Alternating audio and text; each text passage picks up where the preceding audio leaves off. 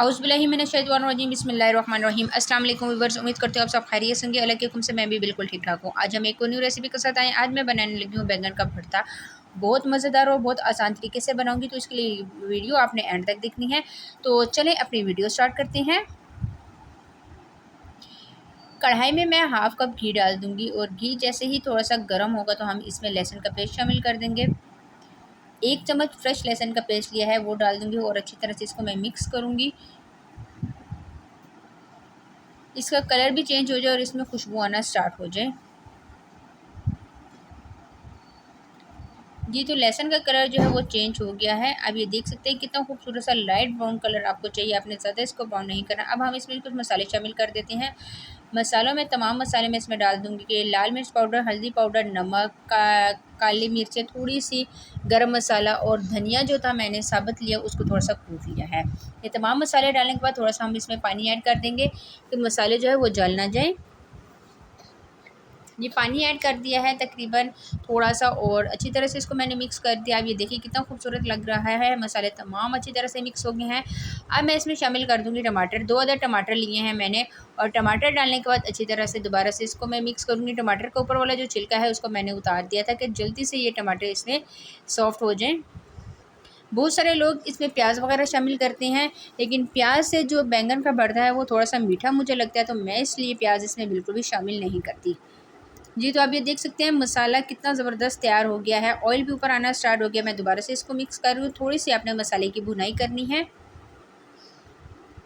इस तरह से, और आप ये देख सकते हैं खूबसूरत सा मसाला जो है वो हमारा तैयार हो गया। यहाँ पे आपने चूल्हे की फ्लेम को थोड़ा सा स्लो कर देना है।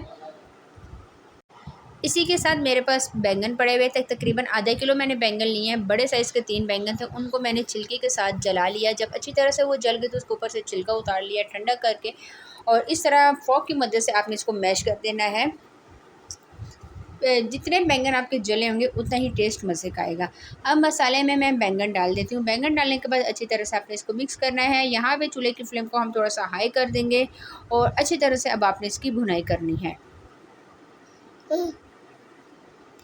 जी, तो आप ये देख सकते हैं कितना खूबसूरत लग रहा है, लेकिन इसमें सबसे जो मेन काम है वो है भरता जो हम बनाएंगे इसका, तो इसमें सबसे मेन काम इसका भुनाई करना है। अच्छी तरह से मैं मिक्स कर रही हूँ, आप देख रहे हैं, और मिक्स करने के बाद मैं आप थोड़ी सी देर बाद आपने इसको मैश कर लेना है इसी चम्मच की मदद से।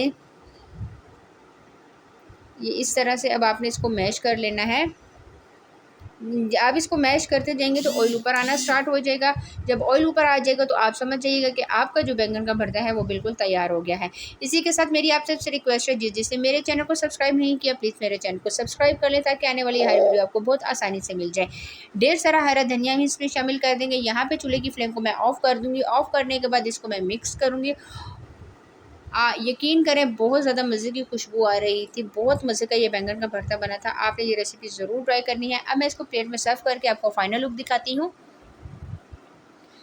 जी, तो हमारी रेसिपी हो गई है बिल्कुल तैयार, मज़ेदार बैंगन का भरता, जो कि मैंने बहुत ज़्यादा आसान तरीके से आपको बनाना बताया है। तो आपने ये रेसिपी ज़रूर ट्राई करनी है। ट्राई करके मुझे कमेंट्स में बताना है कि आज की ये रेसिपी आपको कैसी लगी। आज के लिए इतना ही, इंशाल्लाह नेक्स्ट वीडियो में आपके साथ मुलाकात होगी। तब तक के लिए मुझे दीजिए इजाज़त। दुआ में याद रखिएगा। अल्लाह हाफ़िज़।